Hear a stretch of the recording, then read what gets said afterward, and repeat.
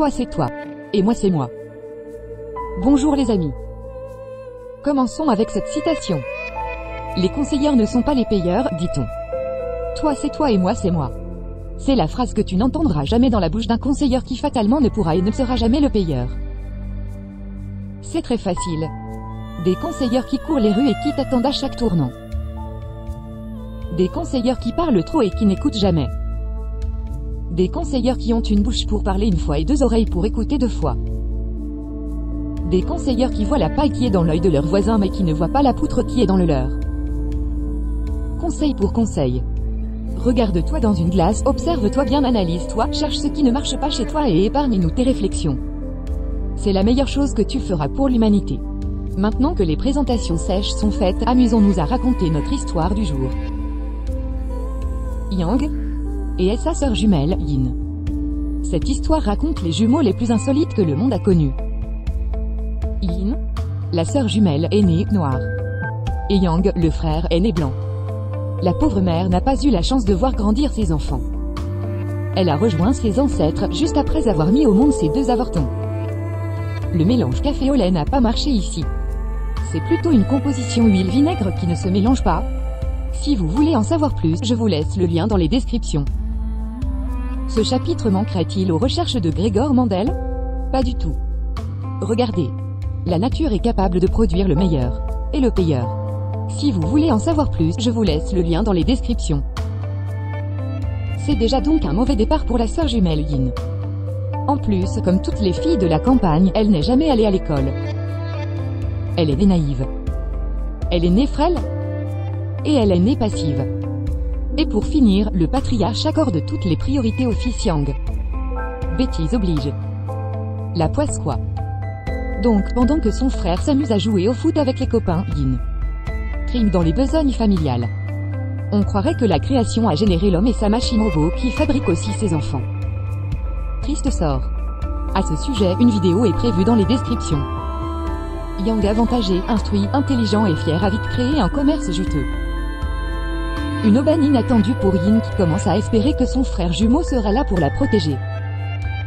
Mais les jours passent et ne se ressemblent plus. Pendant que Yang se bouge, Yin passe ses journées à chanter, passant la serpillière à la maison, préparant le pain et se tapant toutes les ingratitudes de la maison. Elle chante ses rêves. Ses rêves que son cher frère concrétiserait pour elle. Elle me fait de la peine au point de me transformer en sa petite voix pour lui crier dans l'oreille. Mais arrête de rêver petite. Yang s'occupe de choses plus urgentes que toi. Et si tu ne l'as pas remarqué, chaque jour qui tombe, ton frère chéri se fait plus rare que la veille. Mémorise-le. En attendant. Et que beaucoup de ponts sont passés sous les eaux en ces temps d'inondations fréquentes. Le père choisit son moment pour décider définitivement de rejoindre sa femme partie avant lui vers les cieux. Oh là là. La poisse. Qu'adviendra-t-il alors de Yin maintenant? Mais j'ai mon frère jumeau. Pense-t-elle sans conviction certaine. Prise dans ce tourment, Yin demande quand même à Yang de lui trouver du travail. Elle serait utile et rentable pour la famille. Mais le frère lui fait remarquer que, sans diplôme, la meilleure chose qu'elle peut faire c'est de s'occuper entièrement de la maison comme elle l'a toujours bien fait. Mais à peine Yin a voulu rétorquer, son frère Yang l'arrête net en ajoutant. Au lieu de faire le ménage chez les autres, tu devrais mieux le faire chez nous. Non? Puis, pour la rassurer, il dit, mais si tu veux être entretenue comme une princesse, tu devrais me céder ta part d'héritage. Parole de commerçant. La passivité maladive de Yin la pousse à le croire et accepter son offre inespérée illico presto. Et au lieu de lui demander des précisions, elle s'est déjà projetée dans un rêve de trop.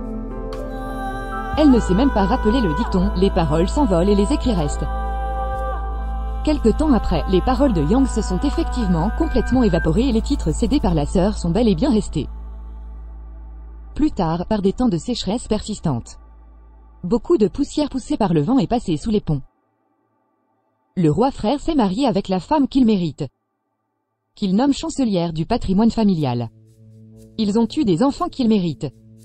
Qui sont devenus ministres de ceci, de cela et de rien.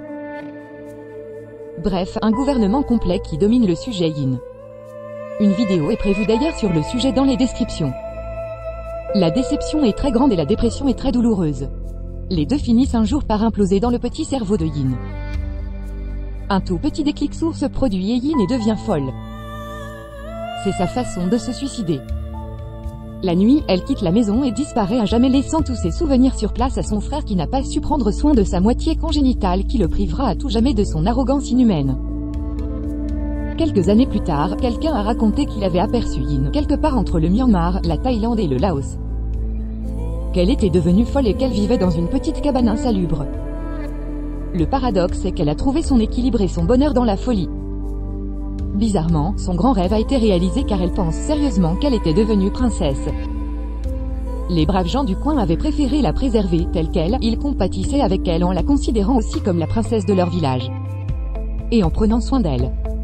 Curieusement, de son malheur brut, elle en est sortie gagnante. Comme le monde est étrange. Fin de l'histoire. Maintenant, cher ami, écoute s'il te plaît ce que résume cette moralité. Elle peut te servir si tu ne veux pas que des choses similaires t'arrivent.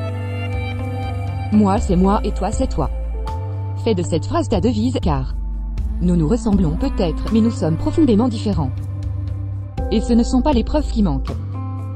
Ni ton âge, ni ton sexe, ni ton pays, ni ta région, ni ton patelin, ni ton environnement, ni ta longitude-latitude, ni ton climat, ni ta couleur, ni ta langue, ni ton dialecte, ni ta taille, ni ton poids, ni ton histoire, ni ton passé, ni ton avenir, ni tes parents, ni tes gouvernants, ni ta religion, ni ton éducation, ni ton expérience, ni ton caractère, ni tes haines, ni tes amours, ni ton humour, ni ta tronche, ni tes émotions, ni ton arrogance, ni ton ego, ni ta bonté, ni ta méchanceté, ni ta santé, ni ta force, ni tes faiblesses, ni ton intelligence, ni tes bêtises, ni ton ignorance, ni ta patience, ni tes dons, ni ta vision, ni tes goûts, ni ton empathie, ni ta sympathie, ni tes pleurs, ni tes joies, ni ta raison, ni ta passion, ni tes fantasmes, ni toute la nébuleuse qui forme ta personnalité,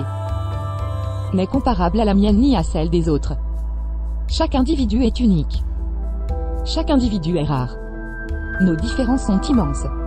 L'univers humain est en expansion et il nous éloigne les uns des autres de plus en plus. À ce sujet, une vidéo est prévue dans les descriptions. Raison de plus pour répéter que toi c'est toi et moi c'est moi. Chacun est plus que jamais responsable de sa propre personne. Tu m'acceptes donc tel que je suis. Chacun a des ambitions qui lui sont propres, des goûts personnels, etc. Et si tu n'es pas d'accord, mon cher, dégage. Moi c'est moi et toi c'est toi. Je n'ai besoin que de volonté pour arriver à de meilleurs résultats en phase avec mes vocations. Des vocations que tu ne soupçonnes même pas parce qu'on est très loin l'un de l'autre. Moi c'est moi et toi c'est toi. C'est la plus longue moralité que je n'ai jamais faite parce qu'elle enchaîne sur un sujet dont je veux vous parler. Il est certain que chacun de nous affronte maintenant même des gens qui lui dictent ce qu'il faut faire. N'a-t-on pas dit que le conseiller n'est pas le payeur? Ni le meilleur? Des problèmes comme ça existent dans tous les domaines. Dans le web marketing, la séduction, les métiers, le développement personnel, le commerce, l'enseignement, la politique, le social, ce qu'il faut manger, etc., etc. Des prototypes mentaux qui empoisonnent notre vie fourmillent malheureusement partout. Ces gens savent tout, maîtrisent tout, possèdent la science infuse, se prennent pour le Messie. Ou du moins ils le croient. Mais ils savent pertinemment que 95% de leurs victimes directes ou indirectes finissent par comprendre qu'ils ont été leurrés, plumés et jetés. Le comble est que ces prétendants à la perfection divine ne se sont jamais formés pour enseigner méthodiquement et pédagogiquement les cours qu'ils donnent. Le monde est cruel. Et eux, ils sont plus cruels encore. À ce sujet, une vidéo est prévue dans les descriptions. Ce qui différencie l'homme de l'animal, c'est qu'il parle. Et qui dit parler, implicitement dit mentir, arnaquer, tromper, endormir, ensorceler, menacer, amadouer, jouer avec le mot, faire rire, faire pleurer, faire taire, simuler, parlementer, négocier, redorer le blason, amuser, gagner du temps, terrer la vérité, piéger, palabrer, raconter des bobards, persuader, connoter, dénoter, paraphraser, etc., etc. À ce sujet, une vidéo est prévue dans les descriptions. Donc, si tu penses subir de pareilles sornettes et que tu veux en finir avec tout cela, ta décision est des plus sages. Et si tu veux te confier à quelqu'un, fais-moi signe. Je te suggérerais 5 points fondamentaux basés sur le concept. Toi c'est toi et moi c'est moi. Concept où tu auras la liberté totale du choix qui va dans le sang. De tes vocations. De tes dons. De tes ambitions. De tes propres décisions. Et de tes domaines de prédilection. Je ne suis pas Dieu tout-puissant pour te montrer le chemin à suivre. Moi, je suis moi et toi, tu es toi. C'est sur ce contrat moral qu'on va travailler ensemble. Pour ça, j'ai préparé un plan des plus simples pour maintenir la confiance entre nous. La confiance, c'est le ciment qui va nous lier pour arriver à bon port. Voici le plan global. 1. Savoir écouter. 2. Savoir analyser. 3. Savoir être. 4. Savoir faire. 5. Ou savoir apprendre si tu en éprouves la nécessité. Si tu es d'accord, télécharge le bulletin que je te réserve dans les descriptions. Remplis-le. Et envoie-le-moi à l'adresse email indiquée en fin du document. Et rappelle-toi, toi c'est toi et moi c'est moi. Promis, juré, craché. Merci et à bientôt.